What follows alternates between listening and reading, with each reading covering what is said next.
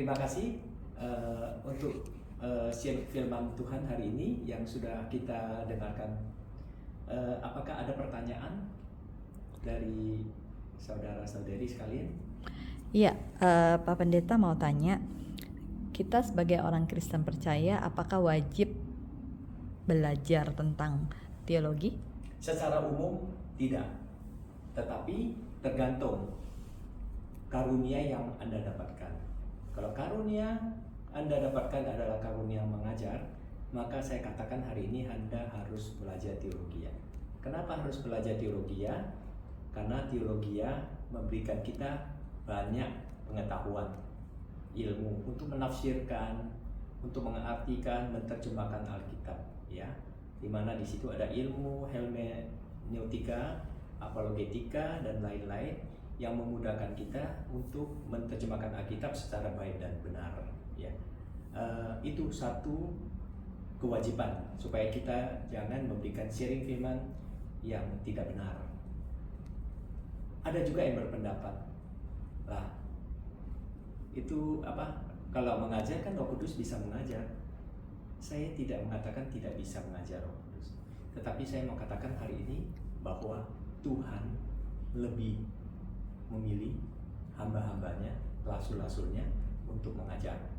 Ya, Rasul Paulus juga mempertegas di dalam Efesus 4:11-13 dikatakan, dan ialah di sini huruf besar, ialah Tuhan, dan ialah yang memberikan baik rasul-rasul maupun nabi-nabi, baik pemberita-pemberita Injil maupun gembala-gembala dan pengajar-pengajar untuk memperlengkapi orang-orang kudus bagi pekerjaan pelayanan, bagi pembangunan tubuh Kristus, sampai kita semua telah mencapai kesatuan iman dan pengetahuan yang benar tentang anak Allah, kedewasaan penuh dan tingkat pertumbuhan sesuai dengan kepenuhan Kristus.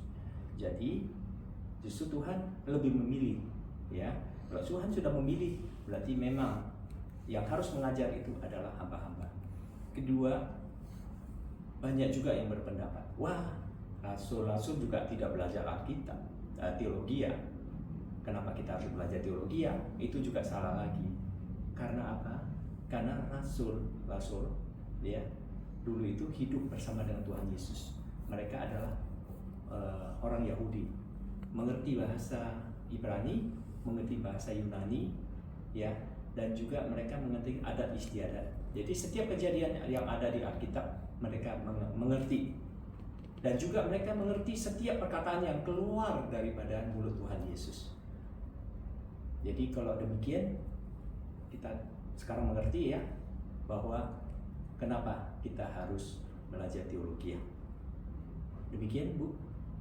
Apakah jelas penjelasan saya? Ya, jadi yang lebih penting apa tuh? Ya, kalau untuk teologi memang wajib dipelajarin oleh hamba-hambanya, ya, penginjil, seperti yang tertulis dalam Efesus 4:11-13. Tetapi tidak semua orang Kristen wajib. Semua orang Kristen wajib untuk mengetahui, ya, yang namanya konsep dasar kekristenan. Apa itu konsep dasar kekristenan?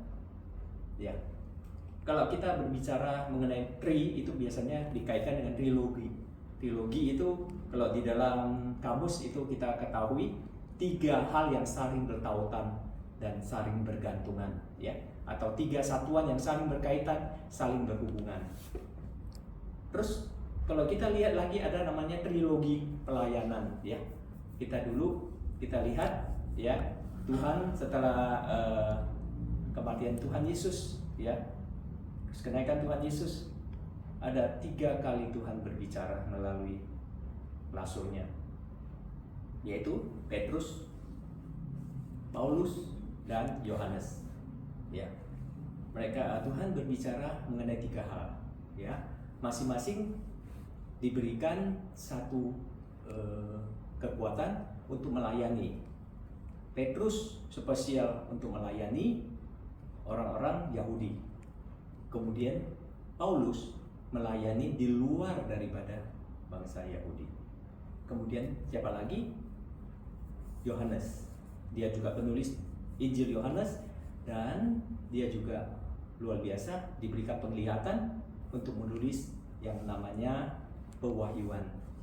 Jadi dari sini saya baru mengerti ya, bahwa keselamatan tersedia bagi semua bangsa, bukan hanya untuk bangsa Yahudi. Kemudian kita kembali ke apa itu tri-konsep kekristenan ya. Tri-konsep kekristenan yang wajib untuk dimengerti atau dipelajarin oleh semua orang Kristen. Itu ada 3. 1, konsep dasar iman ya. Kedua, konsep dasar keselamatan. Ketiga, konsep dasar Alkitab ya. 3 hal ini mau nggak mau semua orang Kristen harus pelajarin ya. Kita hari ini tidak akan berbicara begitu lengkap mengenai konsep dasar iman, konsep dasar keselamatan, dan konsep dasar Alkitab. Dan kita akan bahasnya itu lebih detail pada tema-tema berikutnya ataupun pada sharing berikutnya, di mana waktu sekarang tidak memungkinkan. Ya, kita akan bicara satu-satu secara garis besar konsep dasar iman. Ya, konsep dasar iman kita sangat jelas tertulis di dalam Efesus pasal 2 ayat 8 dan 9 dan Ibrani pasal 11 ayat 1, yaitu bahwa itu percaya menerima anugerah kasih, bersandar penuh kepada kekuatan Tuhan, serta hidup taat dan setia ya. Ini semua kita dapatkan dari sosok-sosok seperti Abraham ya, kemudian Daud, kemudian juga siapa? Ayub dan sebagainya. Konsep dasar iman ini hanya ada di dalam iman Kristen, tidak ada di luar kekristenan kita. Kita tahu mereka senantiasa mengandalkan kekuatan manusia, selalu mengagung-agungkan perbuatan yang dikategorikan mereka perbuatan baik. Tetapi Yeremia berkata di Yeremia 17:5-8 ya, terkutuklah orang mengandalkan manusia ya, dan bersandar pada kekuatannya sendiri. Terus kemudian konsep apa lagi? 2, konsep dasar keselamatan. Konsep dasar keselamatan ada tertulis dalam Galatia 2:16 yang berbunyi, kamu tahu bahwa tidak seorang pun yang dibenarkan oleh karena melakukan hukum Taurat, tetapi hanya oleh karena iman dalam Kristus Yesus. Sebab itu kami pun telah percaya kepada Kristus Yesus, supaya kami dibenarkan oleh karena iman dalam Kristus dan bukan oleh karena melakukan hukum Taurat. Sebab tidak ada seorang pun yang dibenarkan oleh karena melakukan hukum Taurat. Jadi jelas di sini bahwa perbuatan di dunia ini, perbuatan apapun, sebaik apapun ya, mau jungkir balik apapun, tidak dapat menghapus dosa.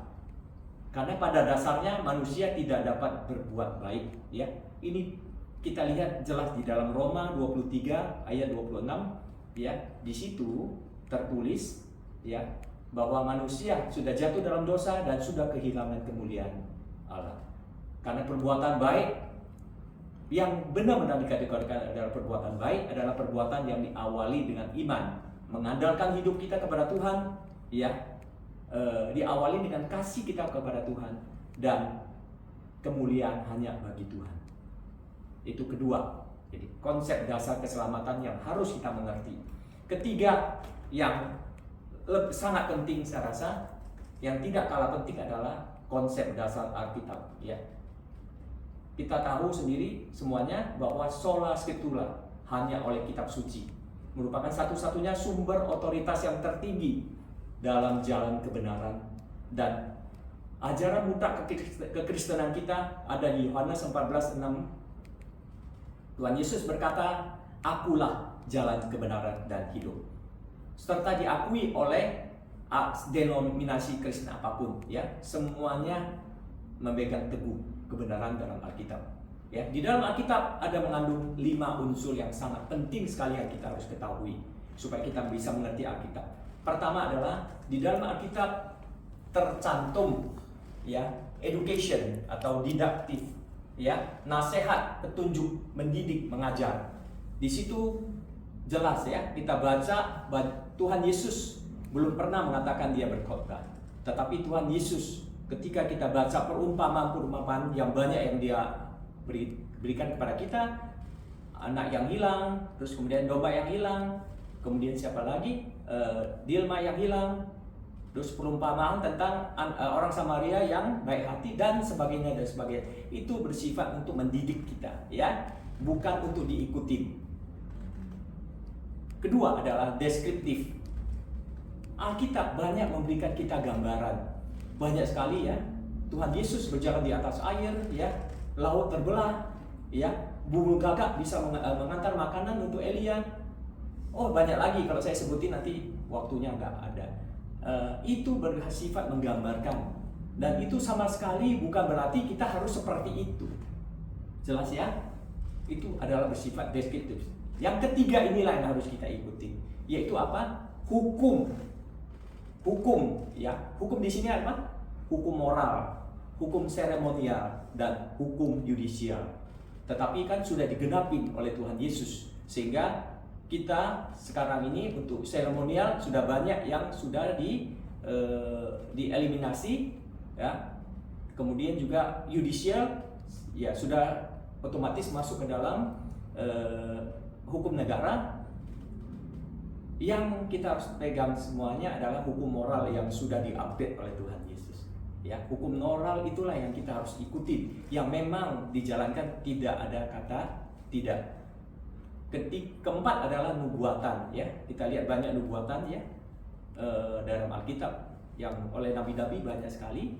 Kelima adalah pewahyuan, ya, yang diterima oleh Yohanes, yang memberikan kita visi mengenai akhir zaman, ya. Jadi 5 hal ini kalau kita bisa mengerti, maka kita bisa mengerti Alkitab. Kita tidak mencampur baurkan lagi, ya, menggambarkan yang bersifat deskriptif kita harus ikuti, wah, salah. Bersifat mengajar, ya, kita harus melihat itu sebagai pengajaran, bukan diikutin, ya. Kemudian yang lain-lain, ya, seperti Pentakosta itu juga digambarkan bahwa Roh Kudus turun, semua orang bisa berbicara dengan bahasa-bahasa, kemudian bahasa itu bisa dimengerti oleh sekian banyak bangsa. Itu bisa terjadi sekarang juga, tetapi itu bukan wajib untuk kita ikuti, ya. Karunia-karunia juga itu bahasa roh adalah satu karunia, tapi karunia-karunia itu tidak harus harus diikuti oleh semua orang, ya. Satu karunia tidak bisa diberikan kepada semua orang. Demikian juga apa? Demikian juga satu orang tidak bisa mendapatkan semua karunia, ya. Jadi hal ini saya tegaskan 3 konsep dasar iman, konsep dasar keselamatan, konsep dasar Alkitab. Kalau kita bisa mengerti ini, kita akan hidup sesuai dengan firman Tuhan. Kita akan mengerti firman Tuhan. Kita tidak akan diombang-ambingkan oleh siapapun, termasuk iblis, termasuk juga pengajar-pengajar yang mungkin ingin menyesatkan kita. Kita sudah punya saringan yang bisa menyaring kita, sehingga kita ke depan kita tidak akan lagi menerima ajaran salah. Kita boleh mendengarkan firman Tuhan dimanapun, tetapi ketika kita mendengarkan, kita semua punya ketiga konsep itu, maka apapun ajaran yang salah, pasti kita sudah saring di dalam diri kita. Jadi tidak akan masuk ke dalam hati kita. Kalau kita menemukan satu salah, kita harus buang. Kalau kita terima sesuatu yang baik, kita terima dengan baik. Ya, kiranya firman Tuhan ini ataupun jawaban saya ini bisa memberkati saudara sekalian, supaya kita semua orang Kristen betul-betul menguasai apa itu? 3 konsep dasar kekristenan. Itu sangat penting sekali, ya, saudara. Kiranya Tuhan memberkati kita semua. Apakah saudara sudah jelas? Amin. Ya, terpuji namamu Tuhan Yesus. Haleluya. Amin.